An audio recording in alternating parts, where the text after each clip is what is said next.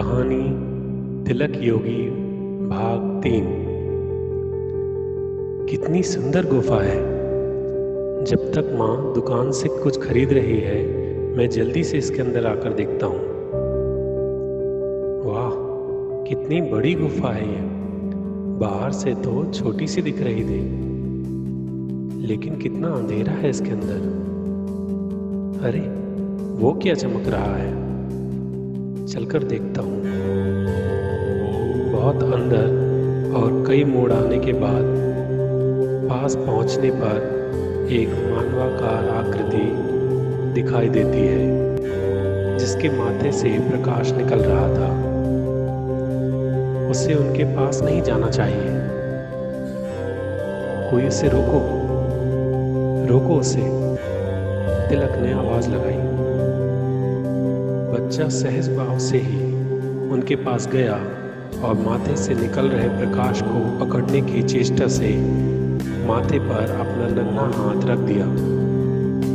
अचानक जैसे कि बिजली कौंध गई, पूरी गुफा में प्रकाश फैल गया और बच्चा ऊंचा उछलकर जैसे ही नीचे गिरा, तुरंत तिलक की हल्की सी चीख के साथ आंखें खुल गई। सामने बर्थ में लेटी सावित्री जी आहट पाकर उड़ गई। चारों ओर सभी गहरी नींद में चलती ट्रेन में सो रहे हैं। सावित्री जी घड़ी देखती हैं तो सुबह के 3:45 हो चुके थे। तिलक ने माँ को घड़ी देखते हुए देखा तो तुरंत कहा, 3:45 हो गए क्या? सावित्री जी ने आश्चर्य से कहा, हाँ, पर तुम्हें कैसे पता? तुम तो अभी उठे हो ना। और तुम अचानक घबरा कर क्यों उठे? कुछ सपना देखा क्या? तिलक लगातार आ रहे इस तरह के अविश्वसनीय सपनों के कारणों को समझ नहीं पा रहा था, इसलिए उठते हुए कहा, हाँ माँ, पता नहीं पिछले कुछ दिनों से कुछ अजीब से स्वप्न दिखाई दे रहे हैं। अब तक दोनों उठकर बैठ चुके थे और अपनी अपनी बर्थ पर आगे की ओर बढ़कर बातें कर रहे थे, इस तरह की किसी और को कुछ सुनाई ना दे। सावित्री जी, कैसे सपने? अब तिलक ने सबसे पहला सपना और उसके बाद के सभी स्वप्न माँ को बता दिए। सावित्री जी, बेटा, तुमको पहले जो स्वप्न आए वो तो हमें भी समझ में नहीं आए, लेकिन आज वाला जो स्वप्न तुमने बताया उसके बारे में जब मैं जानती हूँ, और हो सकता है कि पहले स्वप्न भी इसी से संबंधित हों। तिलक अब हैरान हो चुका था। क्या आज के स्वप्न के बारे में आप जानते हैं? कौन था वो छोटा बच्चा और ये घटना क्या थी? सावित्री जी, बेटा, वो बच्चा और कोई नहीं, तुम थे। तिलक, क्या? मैं? सावित्री जी, हाँ, तुम। जब तुम 5 साल के थे तो मैं और तुम्हारे पिता दोनों तुम्हारे जन्मदिन में ऋषिकेश आए थे।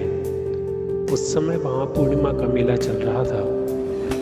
बहुत से साधु संत आए थे और लोगों का कहना था कि कुछ साधु कई वर्षों से वहाँ की गुफाओं में तपस्या कर रहे थे।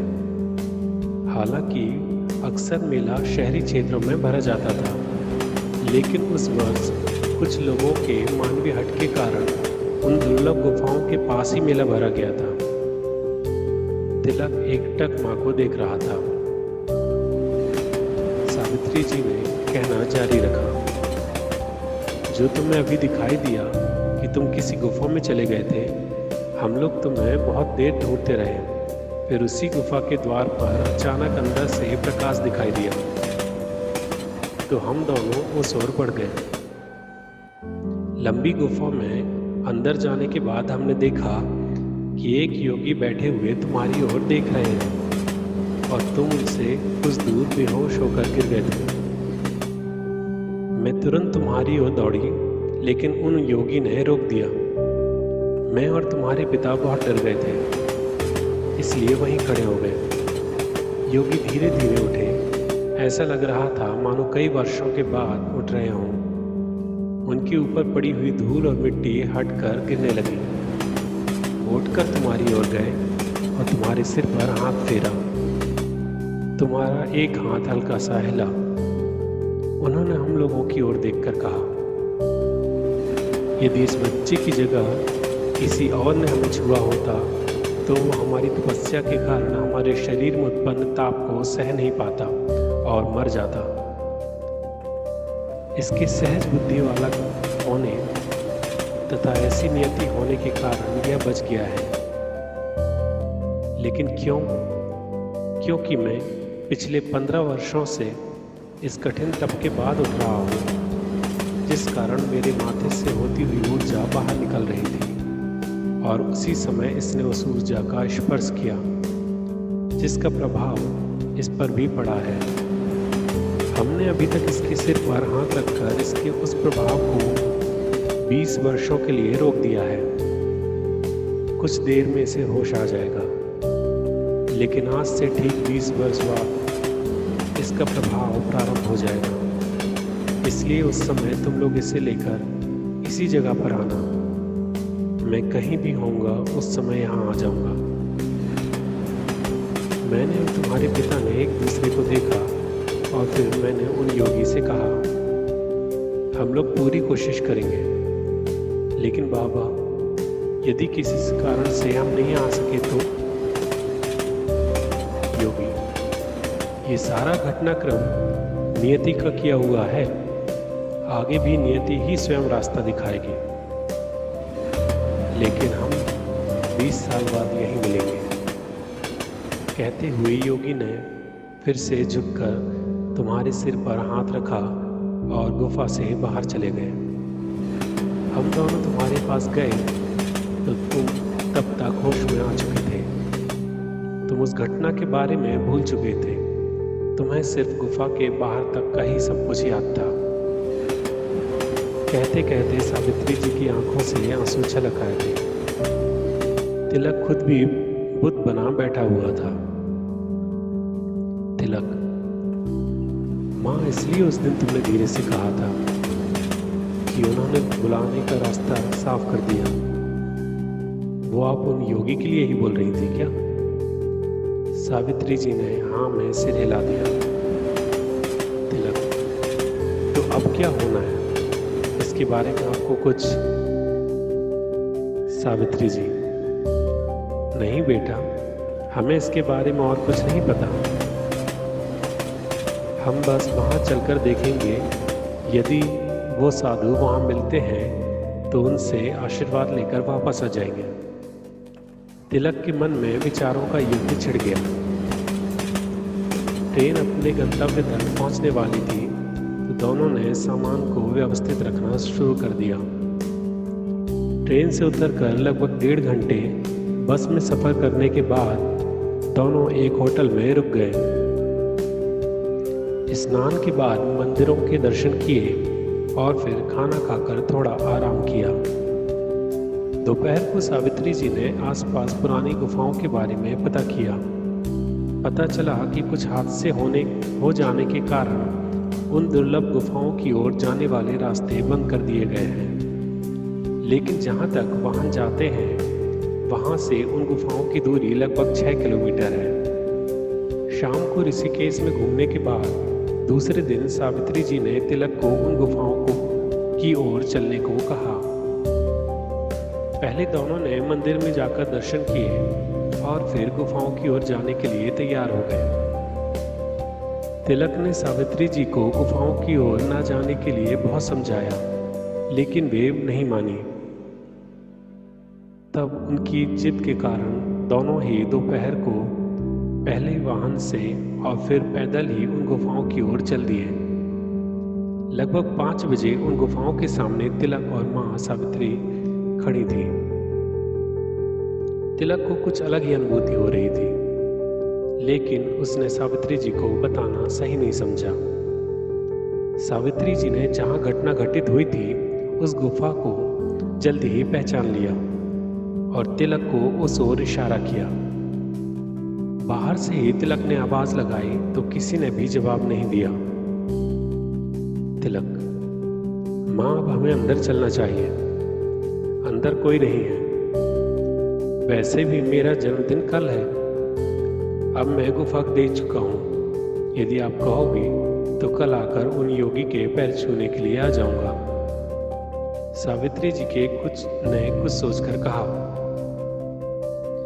बेटा एक बार अंदर होकर आ, हमारा वचन पूरा हो जाएगा कि हम तुम्हें उसी स्थान पर आज के दिन लेकर आए थे। तिलक, ठीक है माँ, लेकिन तुम यहीं रुको, अंदर अंधेरा है, मैं भी होकर आता हूँ। कहते ही तिलक सावित्री जी के जवाब की प्रतीक्षा किए बिना ही अंदर गुफा में चला गया। तिलक को जो विचित्र अनुभूति हो रही थी वह अब बढ़ने लगी थी। अंदर बहुत से मोड़ों को पार करते करते तिलक ने मोबाइल की लाइट चालू करने की कोशिश की, लेकिन मोबाइल बंद हो चुका था। कई कोशिशों के बाद भी जब मोबाइल चालू नहीं हुआ तो तिलक ने मोबाइल जेब में रख दिया और खुद को नियति के हवाले करके आगे बढ़ने लगा। अंदर एक स्थान पर ऊपर किसी छेद से प्रकाश आ रहा था। वो स्थान ऐसा लग रहा था जैसे कि वहां पहले किसी की बैठक थी। घबराकर और अंधेरे के कारण तिलक को थकान लगने लगी थी, तो उस रोशनी में उसे बैठने की इच्छा हुई। वो जाकर उसी स्थान पर बैठ गया। ओह, मुझे ये क्या हो रहा है? मेरे शरीर में अजीब सी बेचैनी क्यों लग रही है? मेरा शरीर एकदम ठंडा क्यों पड़ने लगा है? अब अचानक मुझे इतनी गर्मी क्यों लगने लगी? मुझे यहाँ से जाना चाहिए। मैं यहाँ से उठ क्यों नहीं पा रहा हूँ? अचानक तिलक को ऐसे लगा जैसे कि वो किसी ऊर्जा के गोले के ये कैसा प्रकाशित चक्र है? मैं इससे बाहर क्यों नहीं आ पा रहा हूँ? क्या मैं फिर से सपना देख रहा हूँ? नहीं, यह सपना नहीं है। ये चक्र छोटा क्यों हो रहा है? धीरे धीरे वह ऊर्जा चक्र छोटा होता गया और तिलक उसी ऊर्जा के चक्र के अनुसार ही बैठता चला गया। कुछ ही देर में तिलक अनजाने में ही योग में मुद्रा में बैठा था। मैं तो उसी अवस्था में बैठ गया हूँ जैसा मुझे स्वप्न में मानव आकृति दिखाई देती थी।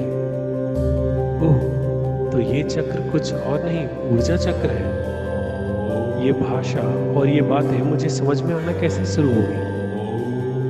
ये ऊर्जा धीरे धीरे मेरे माथे की ओर क्यों छोटी होती जा रही है?